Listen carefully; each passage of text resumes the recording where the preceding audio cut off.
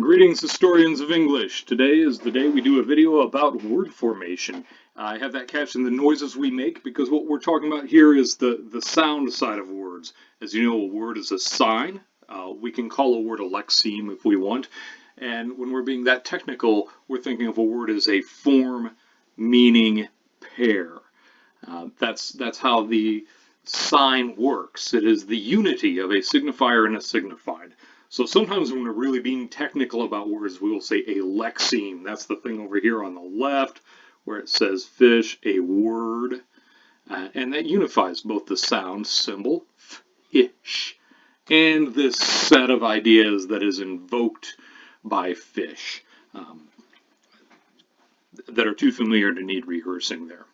Remember that the relationship between the signifier and the signified, these two parts of the sign, that relationship is arbitrary and it's conventional. We share a set of assumptions that put all those pictures into the category of meaning we associate with the lexeme fish.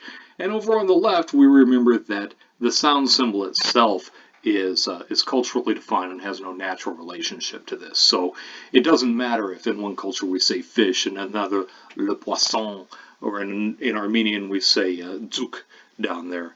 They all work just as well within a community of speakers who share a convention that that arbitrary sound symbol is attached with this concept field over on the right of fishiness, if you will, or dzukutsumi.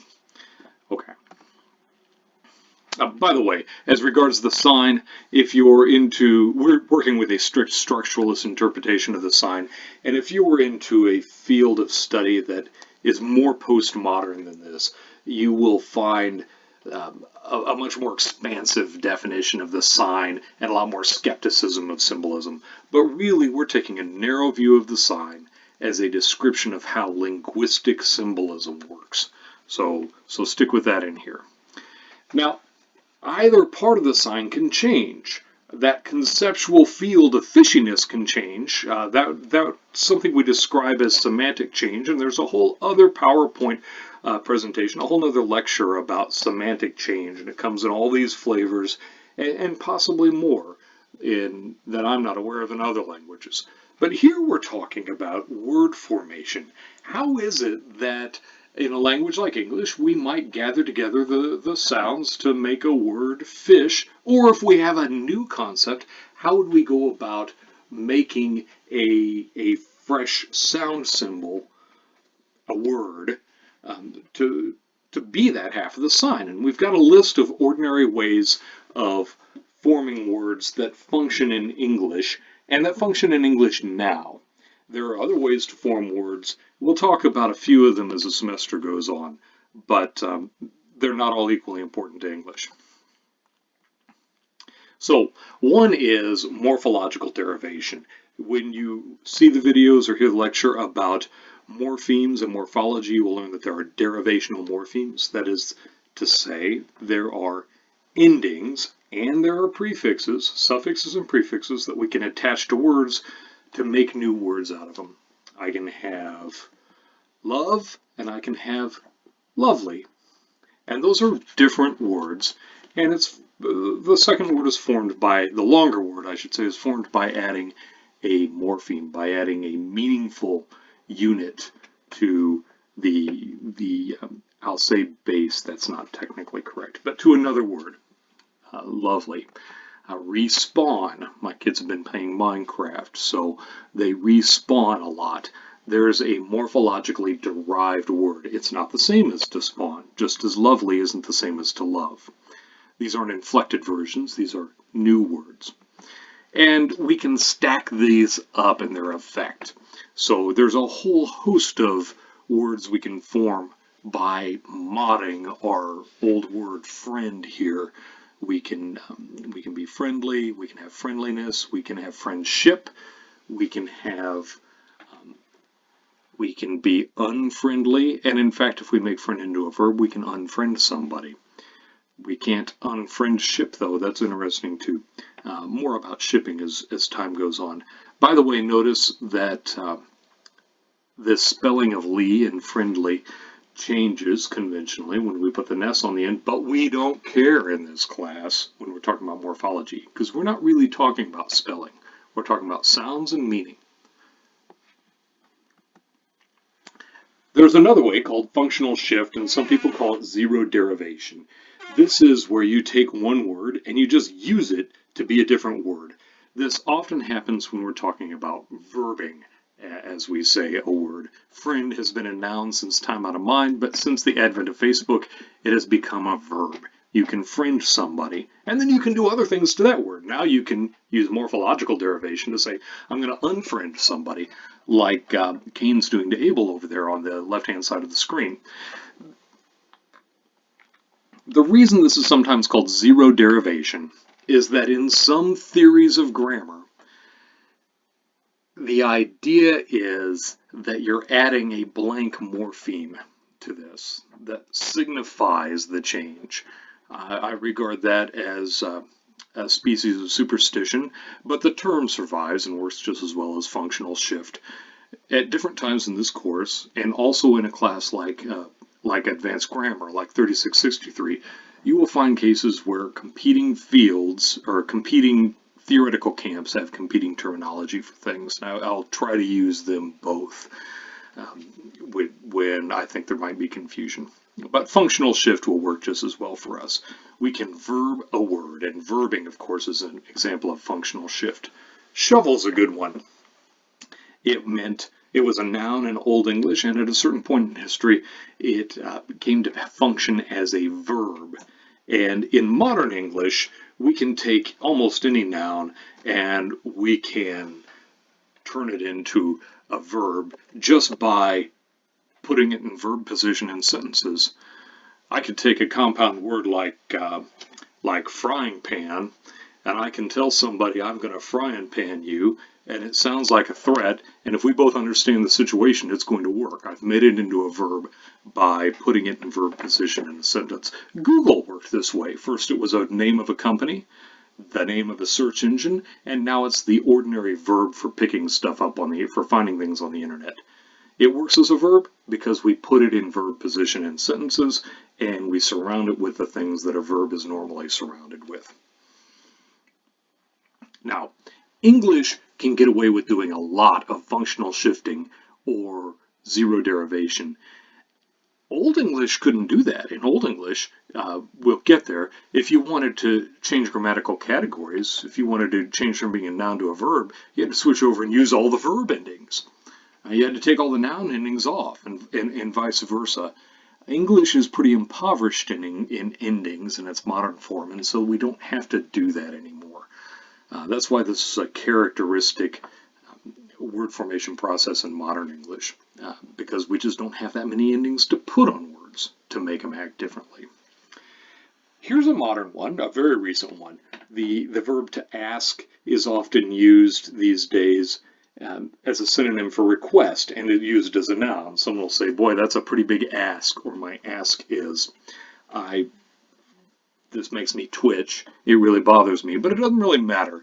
I'll die and the people who do this will live on, and so the language will change because it's arbitrary, conventional, and therefore susceptible to change as the community of speakers changes. And we all know that the community of human beings has a certain rate of turnover. Friendly is another one. I want to show you that this isn't all about nouns and verbs. It can be any word of any kind that becomes a different word. So the adjective friendly can become the noun a friendly or friendlies, and this is used to describe people on your side in a conflict. It's colloquial, but it's an important part of the language. It's real. So compounding. I accidentally revealed the punchline at the beginning down there. English and the other Germanic languages love compound nouns. We love them. And they're so familiar, we talk about them in elementary school, they hardly bear describing. It's interesting to think about how they arise. Bookshelf makes pretty good sense. It's a shelf for books. Cool down is, there's another video game one I picked up listening to my kids this evening. There's a phrase, to cool down, which gradually got taken over and functionally shifted into into a noun, but it's also a compound word, cool down. And sneak attack, too. You can see that the relationship between phrases and words can be a little bit flexible. At a certain point, we can start treating like a phrase, a verb phrase, like a sneak attack, we can start treating that as a noun to make a sneak attack. And once we have a noun that becomes the name of the activity, sneak attack, then we're free as speakers of English to tweak that and use that activity name as a verb. We're going to sneak attack somebody. This particular move is really very recent. The top two words on this page are compound nouns. Those have been part of the English language since time out of mind, since before it was written down. Compound verbs, like do you deer hunt? Compound verbs are a pretty recent addition to the English language. And often they will still sound awkward to the discriminating ear, but they're here to stay. Language change doesn't go backwards. Pardon me. Blending. These are called portmanteau words after a character in Lewis Carroll's Through the Looking Glass who likes to talk about building words this way. These are often called blending, so we're familiar with frenemy, sitcom, ginormous. There's a certain playfulness to these in words like brunch or Pokemon, which needs an accent on the E. That's pocket monster, believe it or not. Chillax. Ooh, I want to go back. There are blended words that arise because people stick them together as a mashup on purpose for playful and communicative reasons, like everything on your screen right here. There are also some words that arise this way through a slow process in history because they used to be a regular compound word, and then they lost a bunch of the sounds at the middle boundary where they meet, and now they are one word. It happens with or rather they've become one morpheme. That's happened with words like lord and lady. Lord comes to us from Old English lofweard, loaf guard, the person who guards your bread, and lady comes to us from hlafdige, the loaf kneader, the person who makes the bread. Those words have been simmering so long in the English sound system and in English speech that the boundaries between the two compound elements have eroded, and now we have lord and lady. It's no longer the guardian of the loaf and the kneader of the loaf, which makes me a little sad. But now you know the secret. We don't have to extend and expand words to make new words. We can also make new words by chopping other words and just keeping part of them. Bay is an example of this. It is a clipping of babe. Sorry guys, it does not originate as an acronym for before anyone else. But by the end of this presentation, you'll see an example of how we come up with explanations like that. It's called backronymy, or creating a backronym. We see a word and we imagine that it has an acronym behind it. It's a clipping. Omnibus is an interesting one too. It leaves us with bus, and bus in most of its senses as a vehicle or in electrical work, a bus bar. Pardon me. What's a little weird about this one is that it comes from a Latin word, omnibus, which means for everybody. And the real word in the Latin word is in the omne. That's the part that means everyone. And the ibus, I-B-U-S, is a grammatical ending that means for in the plural, for all of them. By the time English has gotten done clipping this word, we're left with a fragment of a Latin grammatical ending as the actual word that exists in everybody's language in English. Most people don't even know that it comes from omnibus anymore.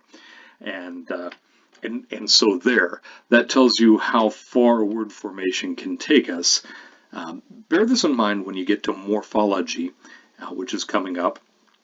And when you see the videos about morphology and think about what counts as a morpheme, remember that, like anything else, what counts as a morpheme can change in your language over time as people become more or less aware of it. But I digress. Your taxi cab is a radically clipped compound word. Cabriolet, it comes from a word for goat, but it described a light carriage that people would use for taxis. And the taximeter, well, and cabriolet was abbreviated to cab, clipped to cab very early on. Uh, Taximeter was the new invention that allowed drivers to charge people by the amount of time or the amount of usage. That's what taxit means.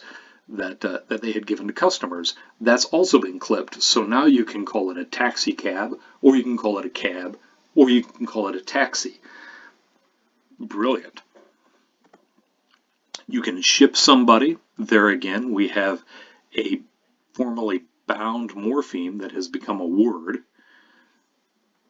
That I don't need to explain that. We have influenza, so we don't have to just take the front or the back of a word. We can clip down to the middle of a word if we want and have the flu. And of course, then we might need an exam at the doctor.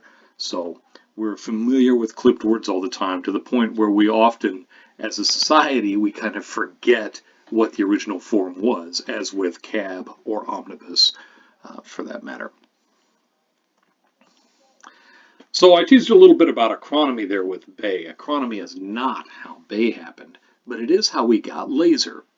Light amplification by the stimulated emission of radiation. I've got the first letters in red there if the colors don't appear well to you. That's the same for the POTUS, which we see in the press. And sometimes these are done playfully as well. The taser, believe it or not, is an acronym for Thomas A. Swift's electric rifle. And Thomas Swift, this is a reference to a children's book that was published in 1911. And I understand his fiction is nothing special, but it was an exceedingly popular kids series at the beginning of the 20th century. And in the 70s, when inventors came up with the taser as a less lethal weapon for law enforcement and for personal defense, they decided to name it after Thomas Swift's electric rifle. They inserted the A, that's not there in the novel, in order to make the word read better. I suspect they were probably imitating the form of laser, but playfully, right? There's no necessary reason for them to have done that. Of course, we have our PIN. That's so familiar we hardly even notice that a PIN is an acronym anymore. I would like to point out that there's a little fuzziness here. We could use a simple abbreviation like ATM, for example. We could put that on this list, and it may or may not belong. That's a matter for anyway, late night argumentation. Strictly speaking, in proper stylistic terms, a real acronym is an abbreviation like one of these that you habitually pronounce as a word. Laser, POTUS, taser, instead of naming the letters. Nobody says my PIN. We all say my PIN or my PIN number redundantly. But nobody says atom. We say ATM or even ATM machine redundantly because it's an automatic teller machine, of course. So that is something we could talk about in acronomy, and probably should. Those other kinds of initialisms belong here. And one reason we know they belong here as real words, even though we pronounce them as strings of letters, is that we inflect them and use them grammatically like other words. So, for example, KO meaning to knock out. You can say somebody got KO'd. You can use KO as a verb in the past tense. The same goes for PMS. You can say somebody, I can't say, but some people can say someone is PMSing. And there we are inflecting that abbreviation, that initialism, as a word and using it as a verb and putting verb endings on it. So clearly it is a verb in the function of English and does belong on this list of acronyms, even though from a crotchety style point of view, we want to call it an acronym, a thing that you say like a word, like laser or scuba or radar or a few of these others.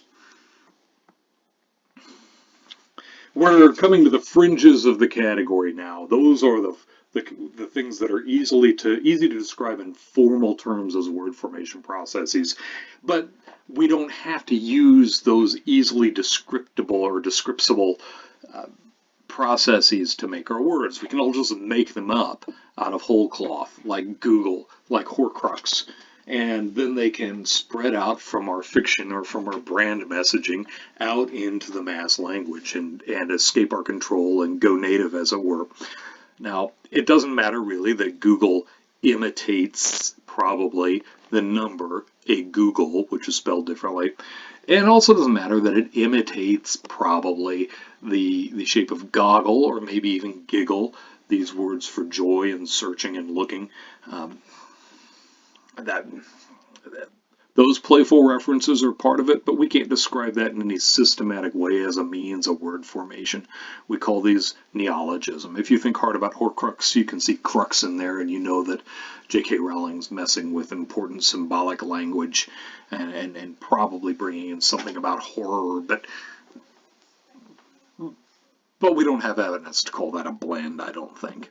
Smurf is probably the most famous neologism, outright neologism. This is in scare quotes because neologism technically applies to any new word, but I'm using it here in an artificially narrow sense to mean words that are just plain made up but then work.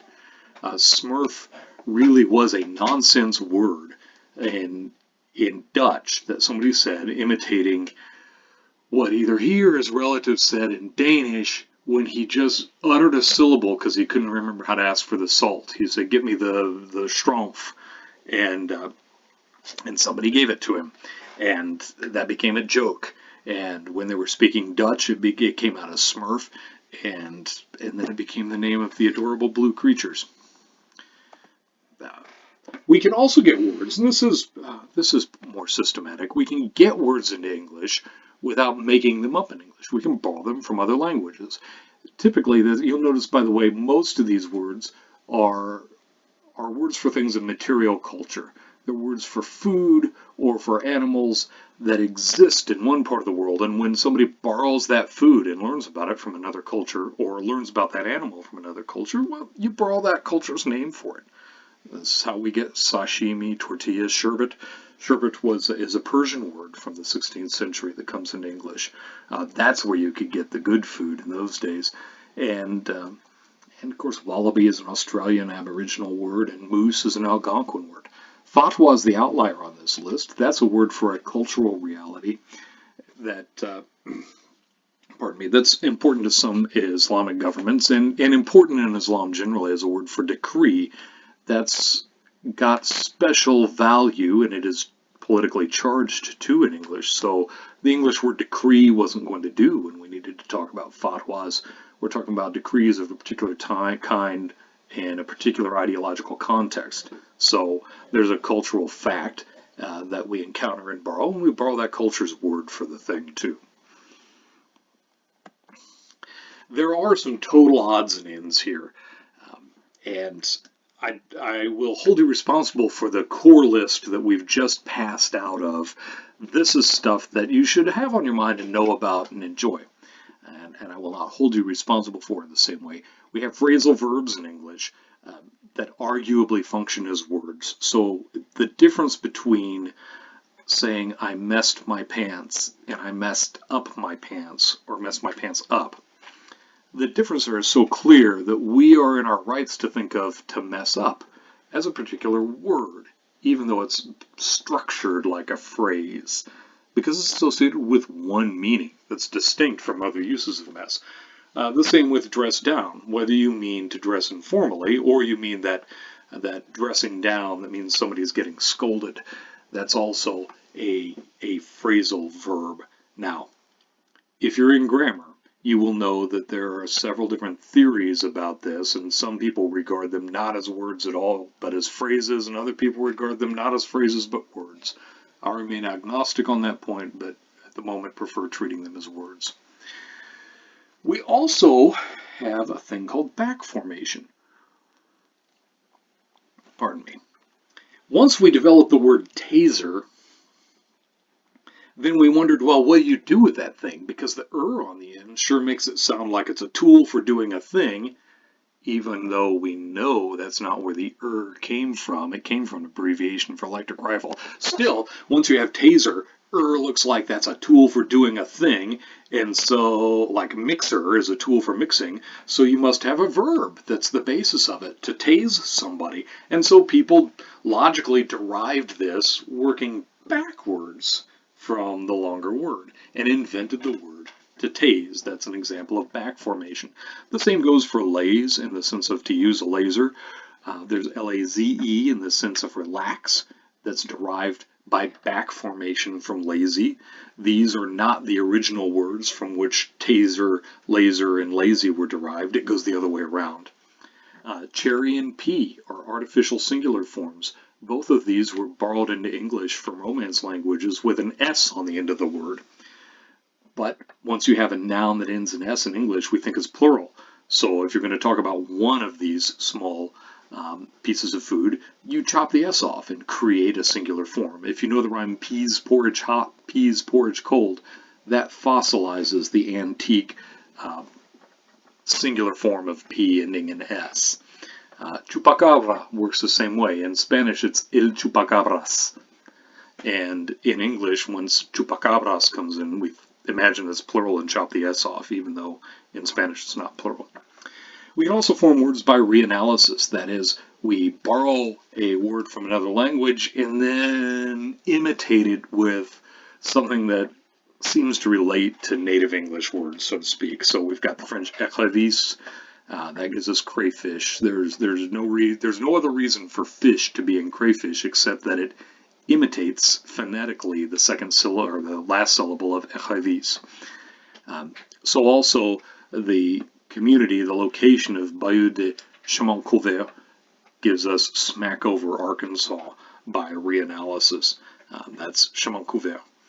That's the end of the presentation. That's pretty long, but remember you can speed it up if you want to watch it again. Thanks for listening. Your questions are always welcome.